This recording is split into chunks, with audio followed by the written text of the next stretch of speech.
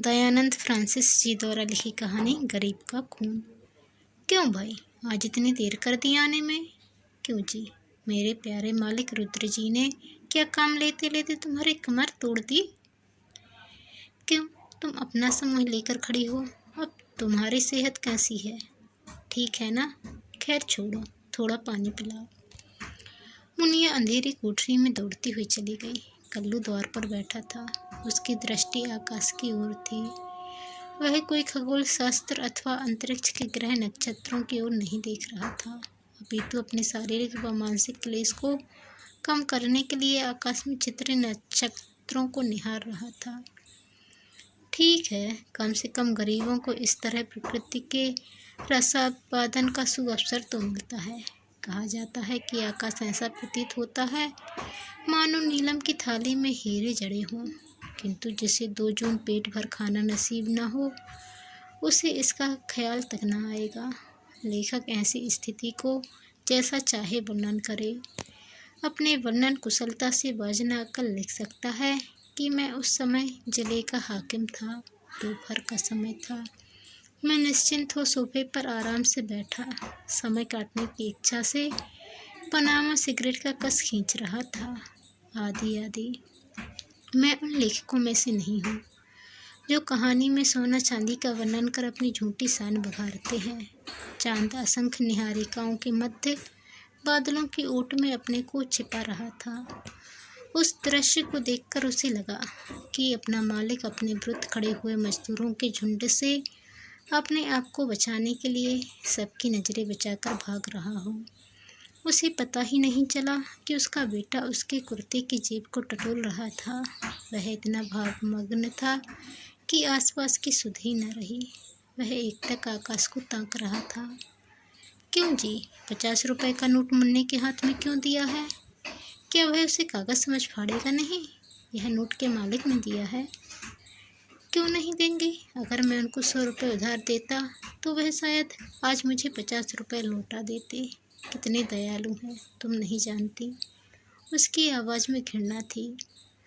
तब यह कैसे? क्या मतलब? तुम जाकर पंसारी की दुकान से सौंठ खरीद लाओ।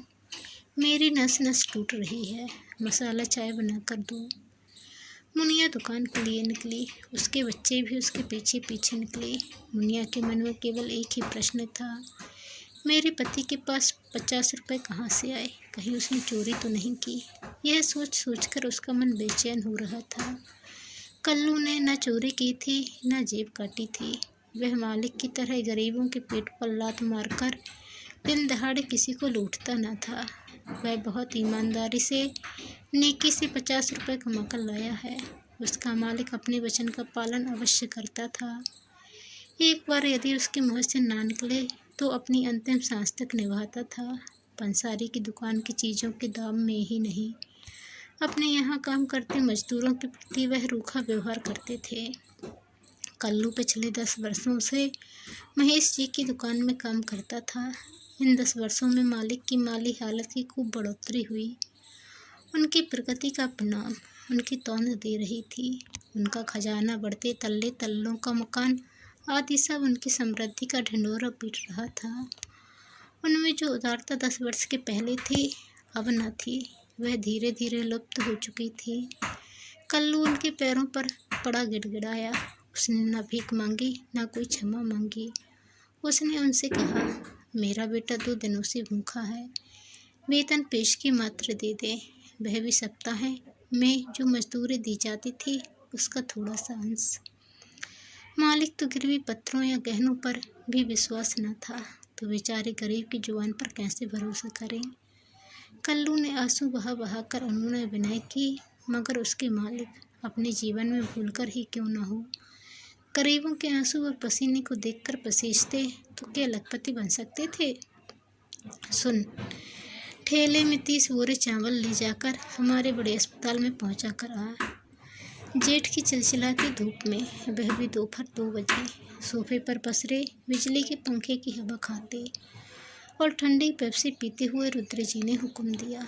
उनकी मटर और लॉरी समय समय पर उनकी आज्ञा का पालन नहीं करते थे, कोई न कोई बहाना बना देते थे, लेकिन मारवाड़ी ठेले वाला कभी भी बहाना नहीं बनाता था, सदा उनका हुक्म बजाता था। यह जरूरी नहीं होता कि ठेले वाले का पेट सदा भरा हो। यदि मानव यंत्र ने कह दिया कि मैं अस्वस्थ हूँ तो क्या कहें, झट उस मानव यंत्र को मंडी से निकाल बाहर फेंक दिया जाता। कल्लू को मिलाकर 4 मजदूर उस भार वाहक ठेले पर 30 बोरे अपनी पीठ पर लाद कर ले जाते थे। 2 मजदूर ठेले को आगे से खींचते थे और 2 पीछे से ढकेलते थे, तब ठेला चलता था। कहाँ है सुख निर्धन को, निर्धन हो तो है दुखमय संसार, क्या गीत बज रहा था। बेचारे रेडियो को क्या पता कि वह असमय यह गीत गा रहा है। चलचित्र की तरह थोड़े ही एक भिखारी ने उनके सामने गाया। अब बेचारा मालिक रेडियो का क्या कर सकता है, उसने उसका स्विच दबाकर बंद कर दिया।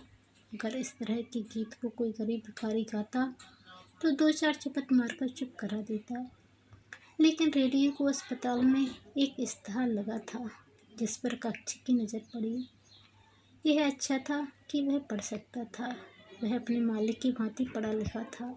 लक्ष्मी की प्रसन्नता की दृष्टि दोनों पर अलग अलग थी, दोनों में जमीन आसमान का अंतर था, लेकिन सरस्वती की कृपा दोनों पर भरपूर थी। दोनों 5वीं पास थे। उसने विज्ञापन पढ़ा, त्यागी बनो, हमें चाहिए रक्त, आपको चाहिए अर्थ, मिलेंगे आपको 50 रुपये, त्याग करें राष्ट्र कल्याण के लिए। कल्लू बार बार उसे पढ़ता था। वह अस्पताल से लौटते वक्त ठेला गाड़ी पर बैठ गया। उसके दोस्त उसे खींच ले जा रहे थे। कत्थू अपने विचारों में दबा था। 50 रुपये, 50 रुपये भिन्न दिशाओं की ओर देख वह हंसता रहा। अंत में उसने निर्णय कर लिया।